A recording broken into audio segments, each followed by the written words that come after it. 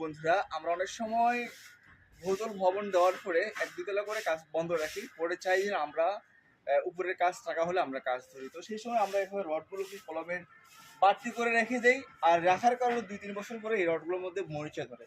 যেমন আমাদের এই প্রজেক্টটিতে 2 বছর থেকে বন্ধ ছিল, এখন আমরা আবার নতুন করে উপরে কাজ করার জন্য শুরু করেছি। তো এখানে মরিচা পড়েছিল, তো আমরা এখানে কি করেছি সেটাই আপনাদেরকে বলতেছি। এই যে রডগুলোর মরিচা পড়ছিল, তা আমরা এগুলো কি করছি, সিরিজ কাগজ দিয়ে ভালো করে পরিষ্কার করার পর, ব্রাশ দিয়ে, তারের ব্রাশ দিয়ে পরিষ্কার করার পর আমরা এখানে একটা কেমিক্যাল ব্যবহার করেছি। কেমিক্যাল ব্যবহার করার কারণ হচ্ছে যে মরিচাটা যেন আর না পড়ে এটার মধ্যে। তো মরিচা দেওয়ার পরে আমরা গড়াটা ভালো করে পরিষ্কার করার পর, রিং বাঁধার পর, তারপরে আমরা এই কলমটা ঢালাই করবো। তো মূলত বেশি দিন হয়ে গেলে রডে এভাবে ভালো করে সিরিজ কাগজে পরিষ্কার করে তারপরে কাজ করতে হবে। যদি না করেন তাহলে আপনার এই কলমটা কোনো এক সময় সমস্যা দেখা দেবে। তো বন্ধুরা, ভিডিওটি ভালো লাগলে শেয়ার করবেন, অন্যদেরকে দেখার সুযোগ করে দেবেন।